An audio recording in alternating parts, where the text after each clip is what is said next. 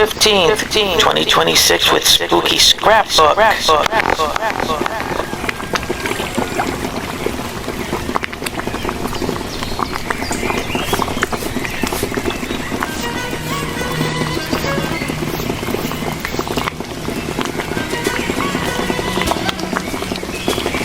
Sometimes they seem to understand things we never explained.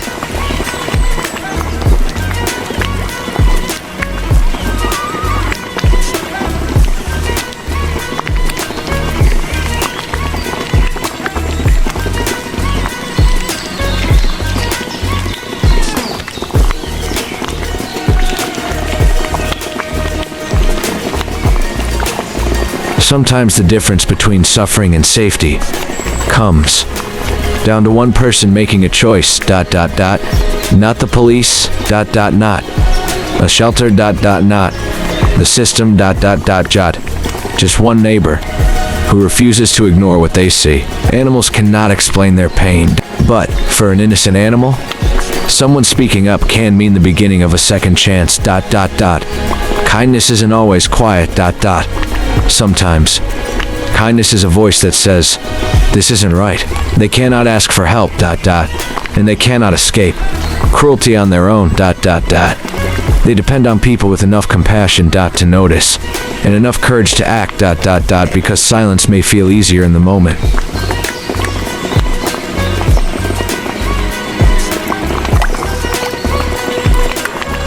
Some people will never understand how deeply a cat can become part of your soul. They think it's just a pet.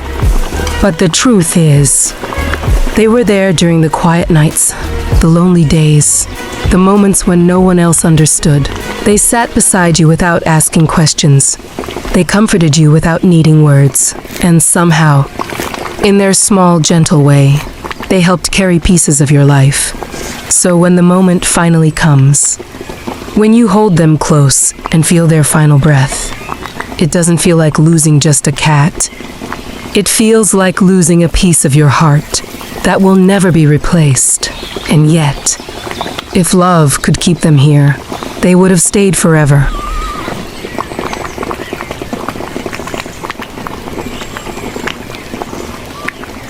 Out of all living creatures, we humans are the only ones endowed with a moral compass, ethical principles, and the ability to reflect on our own actions. It puts us in a unique position, but it also places a massive responsibility on our shoulders. The point is, let's step up and take that responsibility, for crying out loud.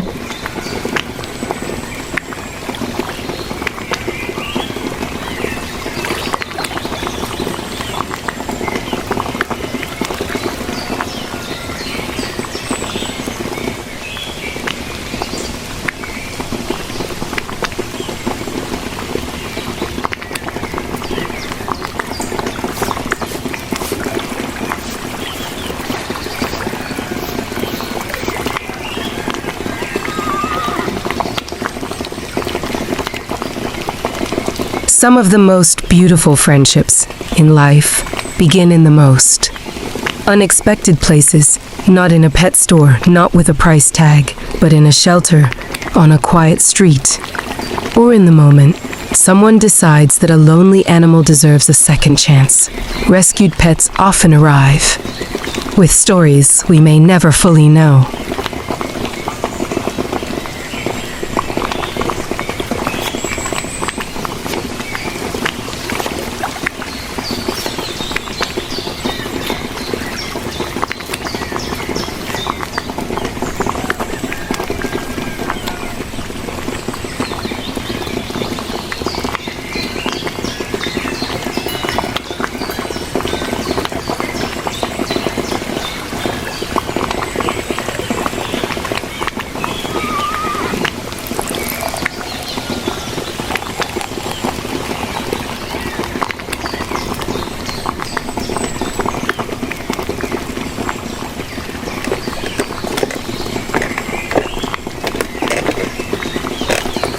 Days of hunger, cold nights alone, waiting for someone who never came back.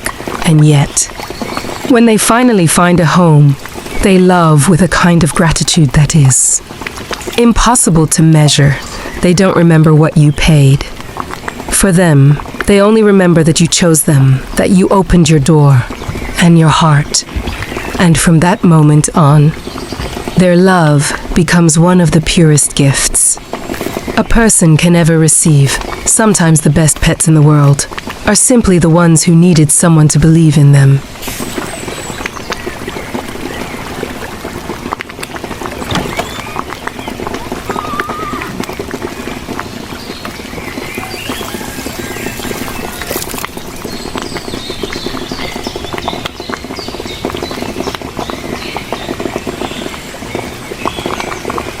In many old traditions, a house was never truly empty. Hidden within its walls, hearth, or cellar, there was believed to live a house spirit. A small unseen guardian tied to the home and the family who lived there. Across Europe and beyond, these spirits appeared under many names. In Slavic folklore, the domovoi was a protective household spirit who lived near the hearth or beneath the floorboards. If treated with respect, he guarded the home, protected livestock, and warned the family of danger. But if the household became chaotic, cruel, or neglectful, the domovoi could grow restless, knocking, hiding objects, or causing strange disturbances until harmony returned.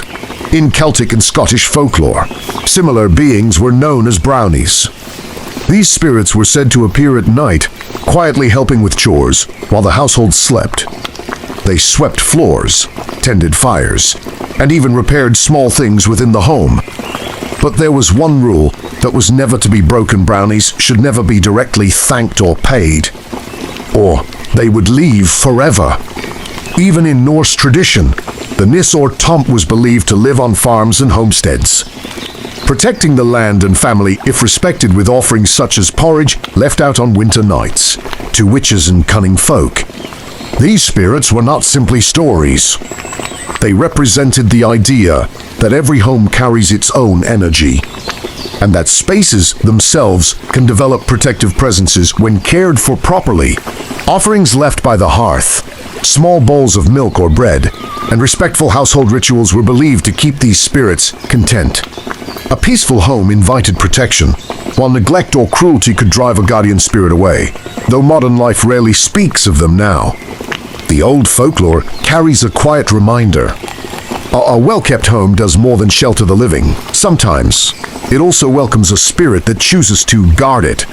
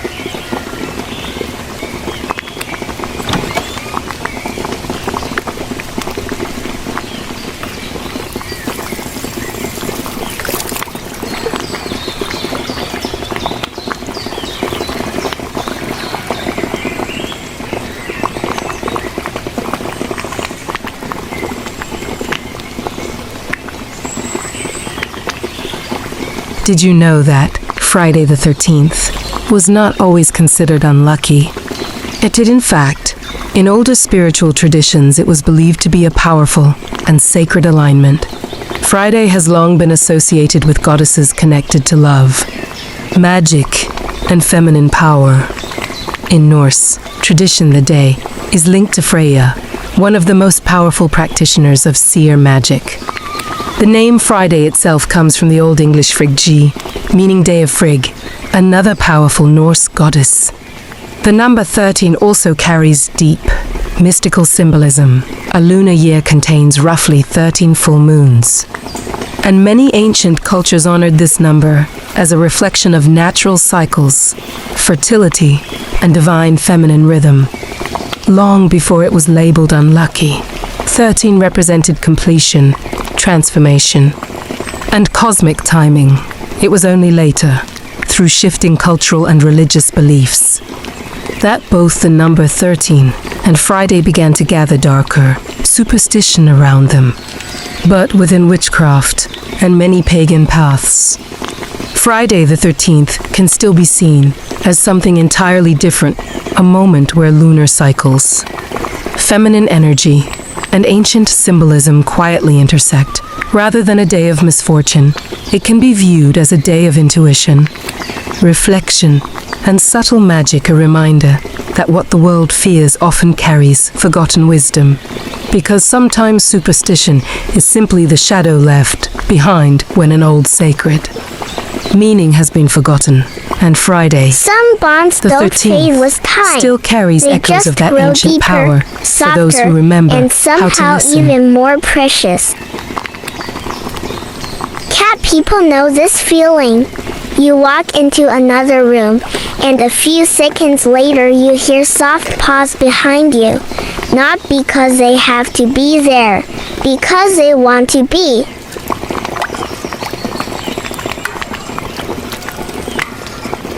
The quiet and steady rhythm of a purring cat is the ultimate antidote to a noisy and demanding world.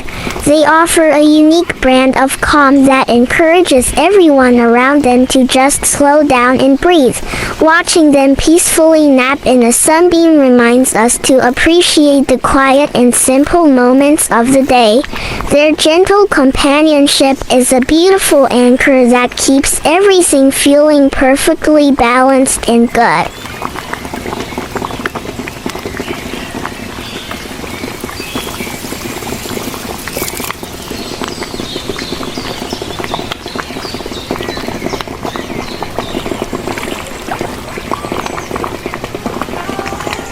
The demolition of an aging Hartford hospital parking garage at the corner of Jefferson and Seymour Streets in Hartford, Connecticut.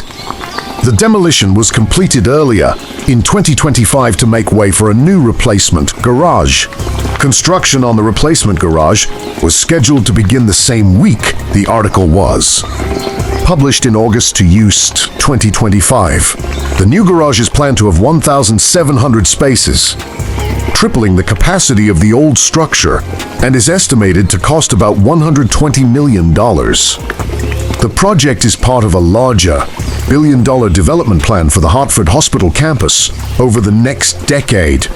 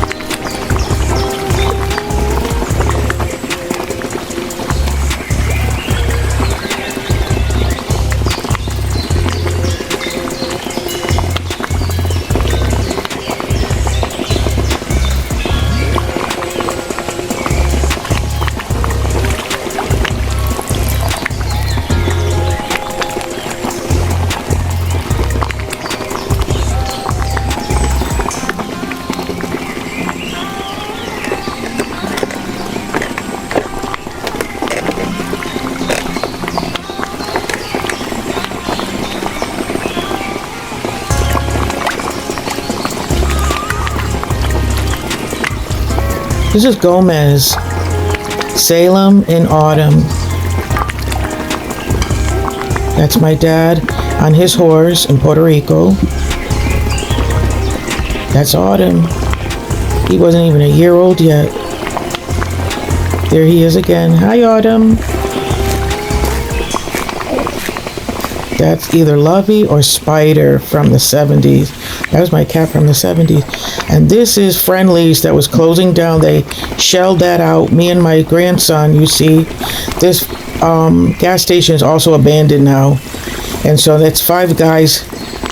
It used to be Friendly's, now it's Five Guys. I had videos and other pictures of inside.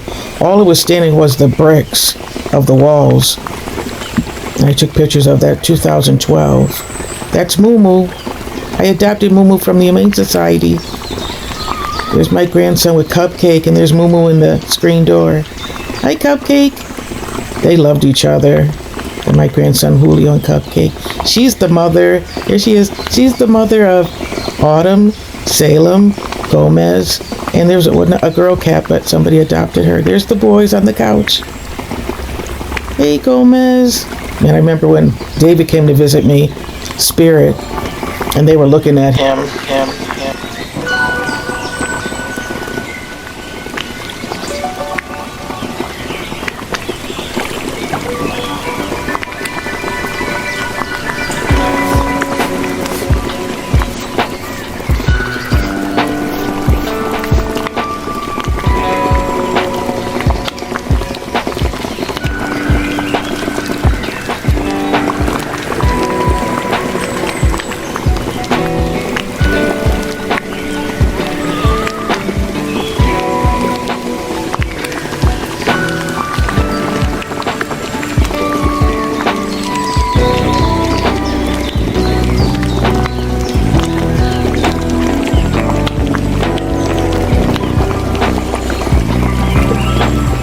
The fact that sin bothers you is proof God lives inside you, before a person begins walking with God.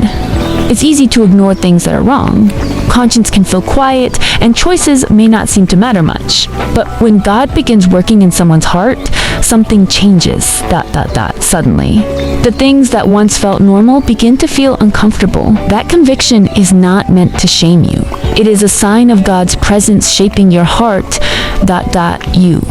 Become more aware of your words, you. Become more aware of your actions, you. Begin to notice when something in your life doesn't align with God's ways, The Holy Spirit gently reminds you when you're drifting and draws you back toward what is good, right, and true, instead of pushing you away. That conviction is actually God inviting you closer. It means your heart is becoming sensitive to His voice. So if sin bothers you, don't see it as failure. See it as evidence that God is working in you, guiding you, correcting you, and helping you grow. A heart that cares about turning away from sin is a heart that God is actively transforming.